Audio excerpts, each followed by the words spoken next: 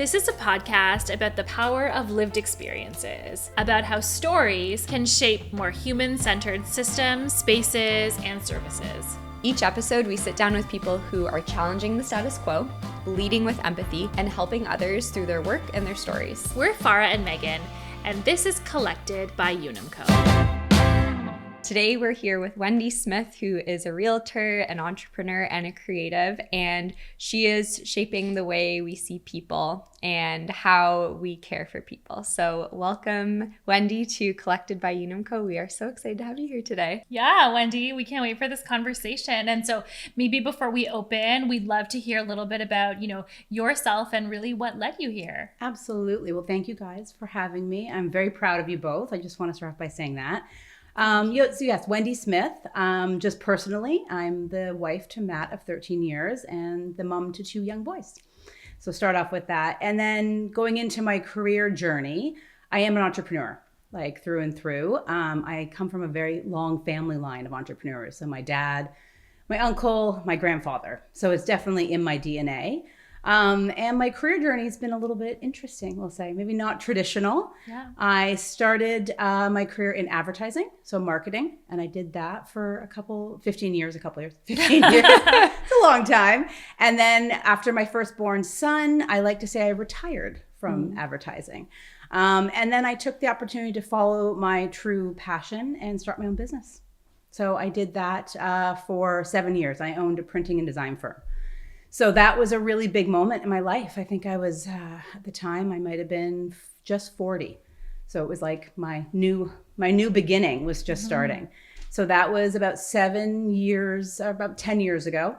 And I did that. I ran that company for a long time, but I always felt as though there was something else I wanted to do. And I think it was not necessarily another business, but like a bigger platform. I wanted to find a career that I could use like a platform and build a community. I felt as though, at that point, printing design was great and I learned so much, but I wanted to do something bigger for me. So then I launched a career in real estate. So now I am a full-time realtor with Bosley Real Estate, and I have my own company, Matter Homes, that I run now going on to 3 years. And what was the shift into real estate? What had you thinking, okay, I'm going to wrap up the... Well, I think, like I said, I wanted to kind of build something a little bit bigger. Yeah. And I knew that I just wanted to find something that I had a bigger like community and platform with. Okay. Which I think with real estate, being able to join a team with Bosley. Yes. And not do it on your own. Because when you're an entrepreneur, you're a lone wolf. Yes. So at that point, I could feel that I was missing that a little bit. So I then actually sold my company. So when I sold it, that's when I, actually Farah knows the story, but it was, I didn't know what I was going to be doing. And so I actually wrote down on a piece of paper, Farah's heard this, all the things that I wanted in a career. And it was, independence, creativity, community, collaboration was huge for me. Obviously, to support my family was a big deal. And so I wrote all these things down on a piece of paper and I put it away. And I just let it marinate for a good, 2 or 3 weeks. And then I remember just waking up. I think I was in my living room with my husband and I just looked at him and I said, real estate. And he was like, done. Like, that's it. That's perfect for you. Because what it is about real estate is that you have a foundation and like a framework, but you're independent. Right. So you can do what you want to do with the business. Yeah. So you can work the clients you want to work with. You can build the brand you want to work with. You can do as many community events you want to work with. And you can kind of identify yourself as an independent, but you have the support of an industry. Yeah. An industry that, I'll be honest, is a little archaic. But, you have the opportunities there. So it was huge for me just to be able to do that. When you were describing your process, when you took that piece of paper and you wrote down the things that mattered to you or the things that you were looking for in this new path, you talked about creativity, you talked about collaboration, and you talked about community. And when I think of those 3 words, like, real estate is not the industry that comes to mind.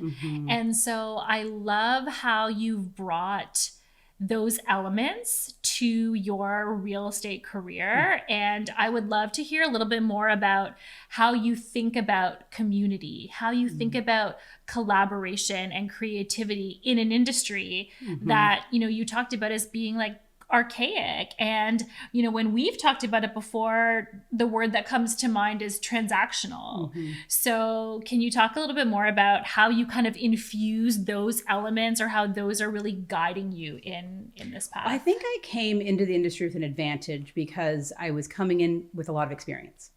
So a lot of realtors will start, when they're young and they'll come in a little bit later. And I came in with just a fresh outlook on it. So I wanted to work with everybody. And everyone was kind of taken back by that because it's very competitive. It's very secretive. And I came at it with a very different angle. It was a really interesting start because I've had this career my whole life, either in advertising, I left as a VP and then have my own business. I was always the leader. I had to all of a sudden become the follower, which was a really humbling experience, but having to know that like, I'm just going to have to sit back and just participate and try to work with everyone on an even playing field, which I was very, very like intentional with doing that when I first came into the business. So that was my biggest thing. It was just to make the contacts and create relationships with people that they don't do that. So I actually, one of the things I did when I first started is I created a women's real estate network. So there's about 40 of us and they're from different brokerages all around Toronto. And we're just there to help each other. And there's no competition. It's just like, what's happening in the market? What can we do about this? My stager didn't do this. It's just a support group. That's nice. And I did it with another realtor when I first started. And people are just like, why would you do that? You're sharing secrets. Right. And I'm thinking, no, because one day I'm going to be on the other side of a transaction or a deal with them. And I want to work with them. So I'm coming at it with a very different angle. And my biggest thing I think my why, and Farah knows this as well, is collaboration. I just want to collaborate with my colleagues, my clients, with the industry. So, people at Bosley, but also other agents. And it's just all about collaboration. And then a big part of it is community. Like that's actually what fuels me, is the community part. So I have taken a big chunk of my time in my business and I've committed to supporting local businesses. So I do that through a speaker series that I host, that you both have come to. The speaker series is all about home. So it's not real estate focused, but it's about home. And it's about just different aspects of home and kind of making home living better for people. And I'm just educating people on mental health, on healthy living. And then the last one we did was design. And we have so many more ideas. So this is one way I did it. And then I also have implemented supporting local businesses by a market, like a holiday market. So I've also implemented that because we want to give back. And it's a great way just to showcase that, it goes beyond real estate. Yes. Everything I do goes beyond real estate. Yeah. So as much as I wouldn't necessarily, I consider myself a realtor, but I also just an entrepreneur. Yeah. And I mean, you're helping people with like the biggest purchase of their life. Yes. And you want it to be beyond just a transaction. But it's hard because there's a lot in real estate. There's a lot of mistrust. Right. There's a lot. So I go up against that a lot. I go up against, just against like, people just think I want to get the deal done or, I'm doing it for this reason or the referrals or whatever. And I don't. Like it's all quality over quantity. Yeah. So I have hurdles every single time I have transactions. But I rely gratefully on my friends and family to refer me to people that they know that I want to work with and they need help. So I've been really fortunate in that. And I've worked my butt off for the past 3 years, which you do when you're starting. You have to. But it's really rewarding. It's hard, starting your own business and trying to create that kind of inroad of where you fit, right? So, so it's so far, going to year 3. Yeah. So Amazing. good. Congratulations. Thank you. Yeah. And, the things that you've prioritized when you talk about how you want to work with other people and how you really want to get to know people, what I've seen, is your values show up in how you treat your clients. And I would love for you to talk about, your, like what it means to you to to embody and to really show like great customer experience? Like, what does that look like for you? Because I think even hearing you talk and hearing your take on this industry and how you've, brought your own fresh perspective based on what you've done previous, it really shows up in the way you engage with your clients and how you create that experience for them. So yeah, I would love to hear you talk about that. I have a great example of that. So when I started within my first year, I had the opportunity to go up on a listing, and I was in competition with 15 other agents, which is just crazy. Like this family was going from like brokerage to brokerage to brokerage. That's wild. And it was an elderly man. He was 97, and he was selling his family home. And his kids were in charge of kind of running the show because he's 97. So I remember giving the opportunity to go and kind of represent Bosley and kind of pitch my services. So I remember talking to the son, and I said, "So when can your dad come into Bosley?" And he said, "Oh, no, he can't. He's 97. I said, "Okay, well, I'll come to him." And he was like, "What do you mean?" I said, "Well, it's his house. It's his house that we're selling. I understand you're helping, but he is my client." Right. And he was kind of taken back because I don't think he'd heard that from another brokerage, because typically it's like who's in charge is going to make the decisions, which I think is important to know in a situation, but you have to get deeper on what this person's going through. They're selling their home that they've lived in for 27 years. Like this is a huge emotional deal. So I wanted to connect with the owner. And I think that took them back a little bit. So they finally said, okay, we're going to bring him in to the office, to Bosley, which is great. So he came in and the whole presentation was to him. It was not to the sons. And I made a huge impact. And it was his decision to choose me, this was in my first year in real estate, which was incredible that I got the opportunity to win the listing. But it was the way that I used, the human touch and empathy and understanding of who I'm talking to. Because again, sometimes the industry can look past that and think it just a deal, and like, who's going to make the decision? How am I going to get this deal done quickest and this and that? And it was incredible. We had 8 offers on their house and we sold it for an incredible price, and the process was great. And so it all worked out, but it was working as a team. Yeah. So it was the collaboration. So the sons came around, but it was the dad who made the decision. He said, "I want Wendy." So I think that's the way that, in looking at situations, it's not just about selling their house. It's like, okay, what really matters to you, which is a big part of my branding. Yeah. So Matter Homes, there's a connection with Matter Homes because my previous company was Printed Matter. So Matter Homes came kind of out of that. But then as well, it really lent itself to the human element of it and about being client-centric. Because a lot of realtors are talking about how they're number one, and all the deals they do. And you can see it, right? You can see the billboards everywhere. That's it's right. like, I'm top this. And I've kind of come at it in a way that it's not about me, it's about you. Yeah. And it's really kind of turning the industry a little bit differently. Yeah. And I'm trying my hardest to do it. But again, it's slow, but it's quality. And it's really intentional in who I work with. So it's just kind of bringing the human element to that. And that's the part that I love. I would much prefer that. And I also, Farah knows this, like I'm all about building. So I'm building, it's taking a while, but I'm building towards something bigger. I don't know what that is, but I have a feeling there's something bigger out there. Yeah. I think that's a good mindset to have when you're in business because, well, you already see the progression that you've had in your career, starting out in advertising and now you're in real estate. Like, who knows what's next? And I think having that open mindset is really important. But yeah, the whole piece around human-centric, person-centric, like that's just such an essential piece in all industries. And oftentimes we forget that and we forget that, the best business or the best healthcare, the best anything is when you are actually speaking to the human and that you're, or the person that you're in front of. Like you're aware of it. And Yes. having the empathy Exactly. to actually think about what they're going through versus just, and I'm sure like in healthcare, that's huge because there's a lot of need for it. So it can get lost very easily in that whole thing. So it's like just stepping back and being okay with kind of going slower, but doing it better. Yeah. So that's kind of and I prefer that because I have 2 kids. I have a great husband and I want to spend time with them.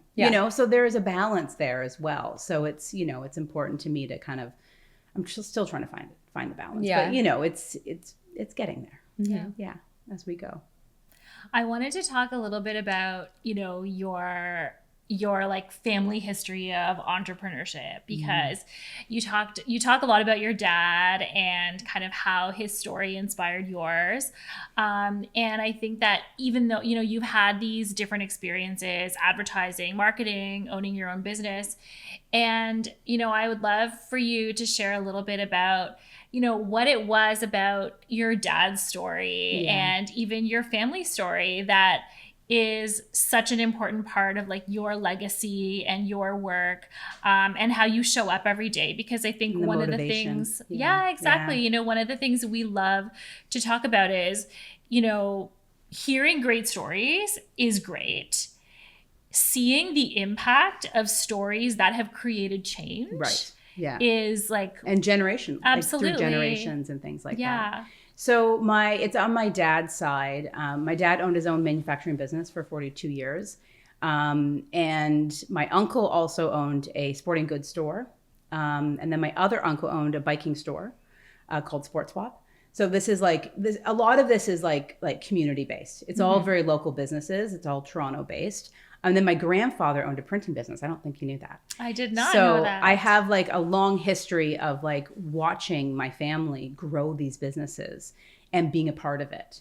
Like going to all, the openings and the events and seeing my dad working hard and knowing this time of year, this is what happens. And just like learning what hard work means. And I remember my dad telling me this once. He said, work is not hard if you love it. Yes. And that always stuck with me forever. And I remember being in marketing and advertising and saying, okay, like, there's something about it I don't love. Like I'm appreciating it, but it wasn't exactly what I wanted to be doing. And I didn't realize that like that saying my dad had was like, kind of stirring inside of me, saying like, there's something I need to do for myself. Yeah. And I remember at one point, because it was starting to stir like maybe like early 30s. And I said to my dad, I should go back and get my MBA. Because I knew at that point I was like ready to go. And he just said, you don't need it. And I said, what do you mean? He's like, you have common sense. And I was like, I do. And I remember I was like early 30s. And I was like, I do. And he's like, my dad thinks that. Right, exactly. I mean, maybe not in my late teens, but but he just said, no, like you've got it. You've got this figured out. And he was like, you don't need, and he got his MBA. So like he knew from experience, and he was like, there's something coming for you. And it was really interesting actually, because before I launched my first business, I went to my dad and I said to him, I think I want to get into real estate. This was like 25 years ago. And he said, that's interesting. And he said, why? He wanted to, and I said, because it's my own business, but like, again, it's with like a team. And, I feel like, and I love pretty things. I love houses, like, and all that. And he just said, not quite yet. That was his advice to me.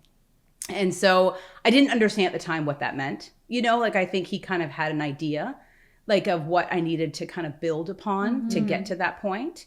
And I'm so grateful that I didn't at that point get into it, because I wouldn't be where I am today. And maybe you would have been doing it in a different way. Completely differently. Because I people ask me a lot, they're like, why did you wait so long? Because I will say, and Farah knows this, like real estate, like I'm meant to do this. Like I really have found my thing, because that's awesome. it's amazing. I love every aspect of it. So this is what I want to do for the rest of my life. But I don't think I would be doing it the way I wanted to without the experience I had, without building the business first, without building that, kind of smaller community, and understanding like what drives me, I think with my first business, I didn't have the platform that I think real estate can offer me. I have a lot more awareness now, like that I can actually use for the greater cause. So I think it was all the building blocks, of kind of leading up to that. And I think my dad had a huge part to do with that. Yeah.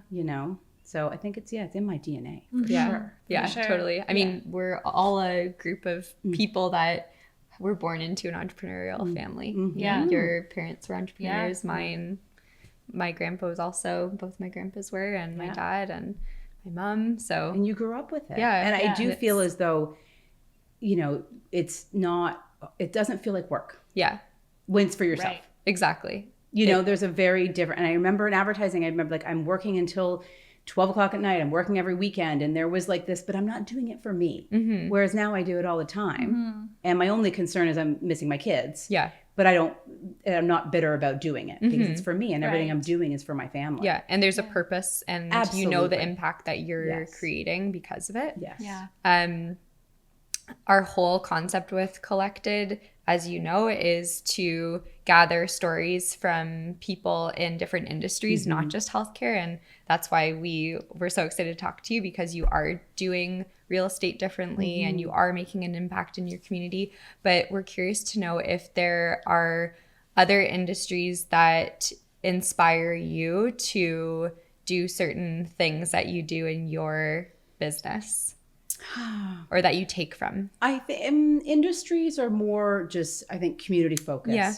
I think community is like huge for me. So being able to give back and support like the local businesses and women-led businesses is like a huge driver for me. Yeah. Yeah. And anything I can do to support that, I think that would be as equal of a motivation for me as real estate. Yeah. And can maybe see it maybe going somewhere even bigger one day. Yeah. So I highlight local businesses once a month through my marketing and my social. I have the speaker series, and as well I do the Bosley Holiday Market. I don't necessarily promote this, but it is all women led. Yeah. They're all women that come. And because I've been through what everyone's going through in starting a business, I know exactly what it feels like and where the support is necessary, and to keep going and don't give up. And the days are hard and they're long, but they're so worth it. You know, so I think that's I guess is that an industry, but it's more like I mean, I more so mean like, you know, is there a company that really inspires you to, or maybe you can Well, I remember, Wendy, this was maybe when we had just launched Unum Co just over a year ago. And you said to me one day, you need to read this book. It's called Unreasonable Hospitality. so good.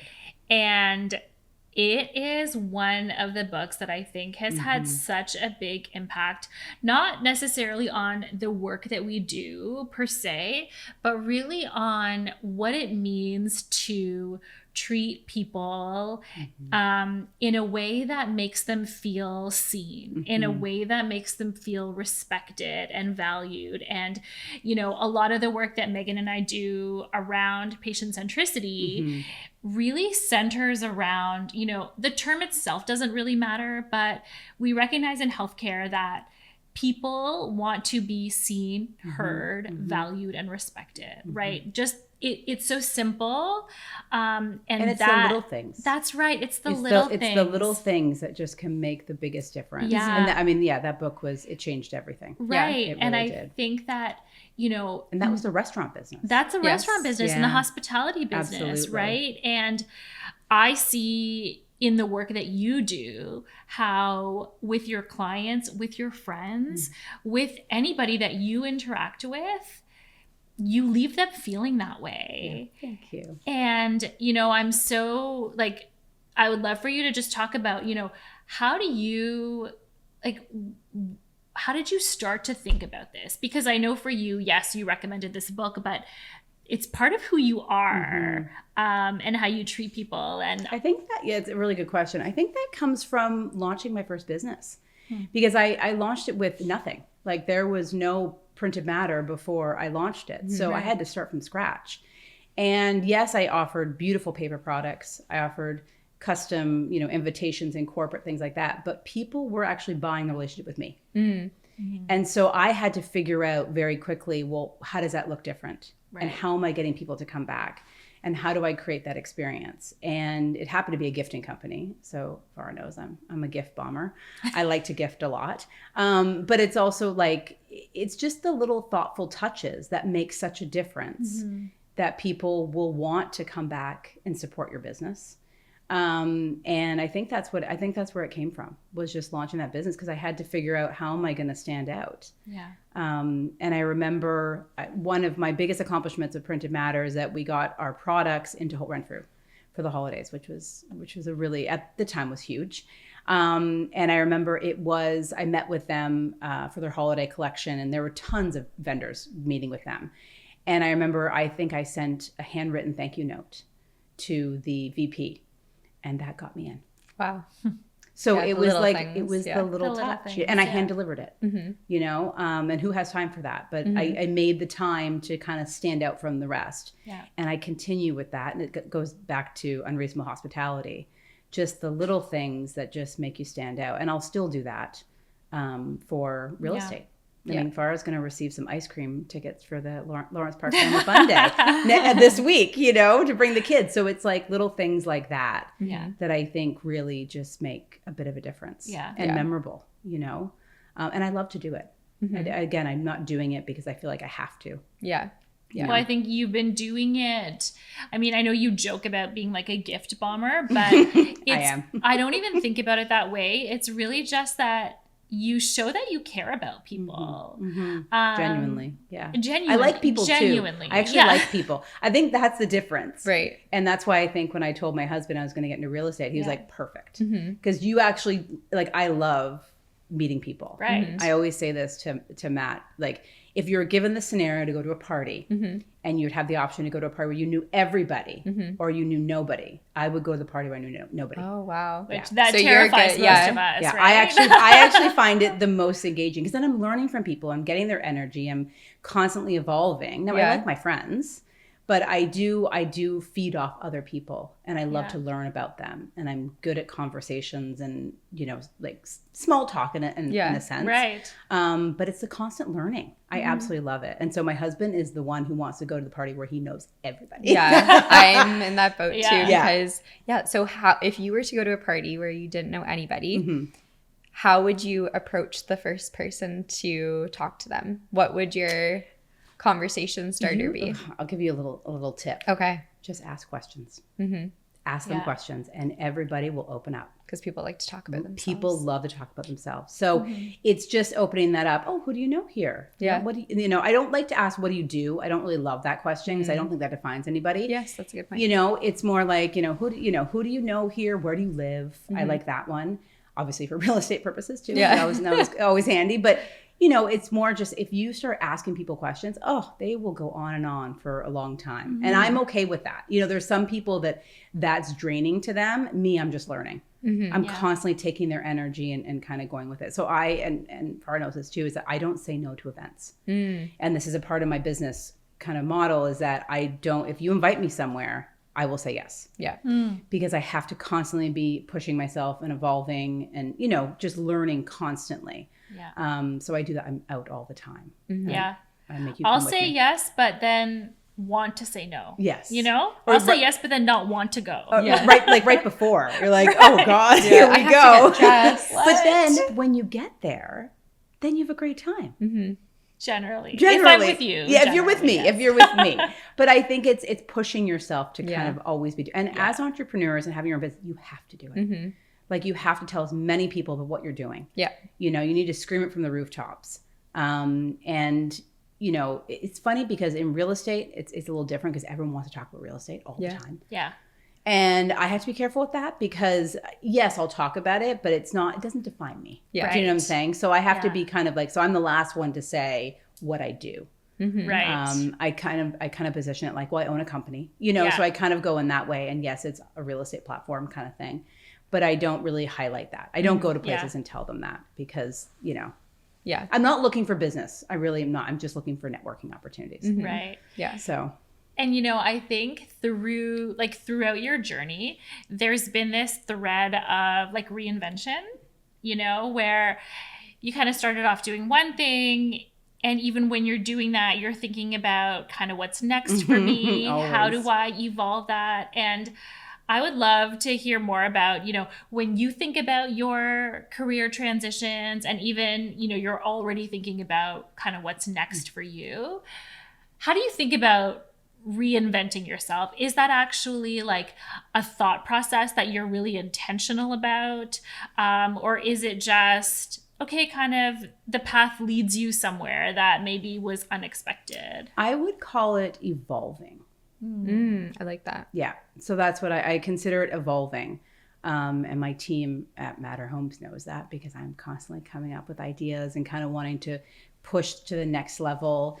And I do feel as though, I'm thinking all the time, and I'm having new ideas for the business and the platform and the community and things like that, that it naturally just comes. And I'm constantly evolving into a new direction. Yeah. And I think, but what I like about real estate is that there is this foundation that's there. And I think that there's an opportunity to reach a lot of people from that foundation. Mm-hmm. So yeah, it's evolving. Yeah, evolving into. Would you like to see what you're doing in your current business replicated in other businesses in real estate? Absolutely. Yeah. Yeah. I think it's starting. I'll be honest with you right now, it's a really tough market. Mm-hmm.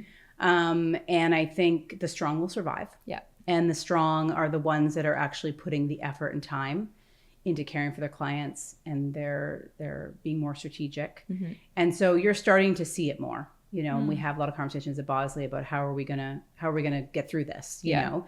And when I say like it's a tough market, it's more just realistic market. Yeah. We're coming off of a very crazy boom in COVID. So like, I think it's now just balancing out, but there's a lot of people who didn't have to work very hard for very long. And now it's kind of like, now you have to work. Yeah. You have to be very strategic and thoughtful and considerate and patient with clients, and a lot of them don't want to do that. So I think we're going to see it a lot more. I do. Yeah. I hope so. Yeah. I hope so on the other end for me with who I'm working with on deals, Yeah. right? Like, so I'm going to purchase a home for somebody. I hope that on the other end of it, they'll learn from me. This is a funny story. So one of my first offers I made on a house, this was a few years ago. I remember I went to the open house and I called the agent before and I said, oh, just, I'm coming to the open house. You don't normally do that, but I did. And I called her and I said, I'm coming. Would you like a coffee? And she was like, what? What do you mean? I was like, would you like me to bring you a coffee? And she was like, she's been in the industry like 30 years. Like, no one's ever asked me that. I'm like, well, I'm just like, I'm going to get a coffee. Would you like one? Yeah. Anyways. And she's like, sure. So I show up and she was like, I can't believe you brought me a coffee. Like, it was like, it just never had been thought of before. And I said, well, of course, you're at an open house. You're here all afternoon. Like, I'm sure you need some coffee. Anyways, but it was just the little things like that. And then we ended up doing 2 deals together. Yeah. So it's just making those like little bit of an effort go such a long way. And I hope in turn that agent will remember that and maybe do it for someone else, because it does help build that relationship. For sure. And one day it's going to happen where we're going to do something else together. Yeah. And now we want to work together, you know? So I hope it does. Yeah. It's so analogous to really strong patient provider relationships, right? Like that's where I see so much connection between what you're saying and, people who have strong, trusted relationships with their healthcare teams and providers. They do better in the long term. Their outcomes are better. They trust when you have more trust. Mental health. That's right. You share more. Absolutely. You feel comfortable doing that. And so then it becomes a trusted partnership, right? Absolutely. Instead of just what sometimes happens in healthcare, which is transactional relationships, right? And so I love hearing that story because it makes me think about, how can these examples really lend themselves to better system and better care in healthcare, right? Yeah. Which has the word care in it. Right.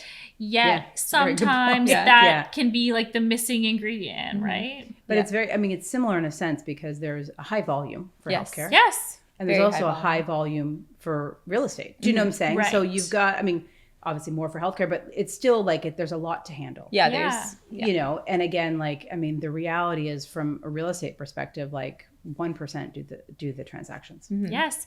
out And of like 70, 8,000 right. in Ontario. So that's a lot to do for that. So you lose that personal touch. right. Because there is such volume, and it's the same for healthcare. That's right. And there's a very small percentage of providers in that whole group who, consistently take a different approach to their engagements with their patients and their interactions, right? So I think like that level of care and that genuine concern and going that extra mile in thoughtful ways, not and it doesn't take a lot. It doesn't take a lot. I always said, like, it's so much easier to be kind. Oh, so much easier. Than be difficult or, inconsiderate or something like that. Like, it's just the little things. And like you said, then it will open them up. Right. And then they become partners. It's so disarming, right? Yes. And I think you gave that example of the realtor that you brought the coffee to. Yeah. Immediately, like, it transformed 100% her demeanor and her energy. And, you see that with a small gesture. And I think we see that too in this system where a small, kind gesture immediately changes the entire dynamic. Yeah. And even those small, kind interactions, they make people realize that they do deserve better care, better relationships, and hopefully understanding what they deserve will help to create better change and more change. Yeah. Like, well, and I think also from a healthcare perspective, like, once the healthcare provider sees the reaction, you know what I'm saying, sees how how much they actually need this and want this, it will change their perspective. Just to it's kind of like a chain reaction. Yeah, right? exactly. It just needs to, but it's hard. Yeah, it is hard. Yeah. We say often that, to get system change, you actually need to change the people in the system, right? You need to change people's perspectives. You need to change people's ways of thinking and ways of doing things. And if you can change that, system change happens. And it's just a better result. Absolutely. At the end. Yeah. And that's what you're going to do. Yes, that's what we're working to that's do. What we are working to do. Which is amazing. Yeah. But bit by bit. And it takes like a lot of building blocks to get there. And my one thing I always say, in building is consistency. Yeah. So just be consistent. Constantly be consistent, and you'll make inroads. Which I know you both are going to do, which is amazing. Thank you. Yeah. Very kind. Yeah. And Wendy, your story and your experiences inspire us, not just from, professionally and in your industry, but as, a woman business owner, as an entrepreneur, as a mother who is balancing all of these different elements of your life. So, we're so appreciative of your experiences and your stories and sharing them with us today. I just want to say that Farah's been with me from the very beginning. I remember sitting at your table and walking you through the printed matter idea. Do you remember that? Yes. On Douglas. Yes. Yeah. So it's a journey. It's a journey. And you need to create your support network within your industry and outside. And you guys are doing that. So it's incredible. I'm very proud of you. Thank you. And it is a small world because I was in TIR with you, and I remember the call when you said that we got into Holt Renfrew. Oh my gosh. I was on that call. Yeah. Oh my gosh, I just got goosebumps. I know, I was there, Yeah. Oh my goodness, you never told me that. Really? Yeah. Well, that's amazing. That was a really, I will thank TIR for that. Yeah. They got me through a lot. Yeah. Just that program and the support, and it was a really big deal. Yeah, it was very That's cool. amazing. I know. What a small world. I know, such a small world. Yeah. But yes, thank you so much for this conversation today, and it's been really eye-opening, and I can't wait to come back for round 2. Yeah. Yes. Definitely. Just saying. No, I'm proud of you guys, and keep at it. Yeah. Thank you. Same.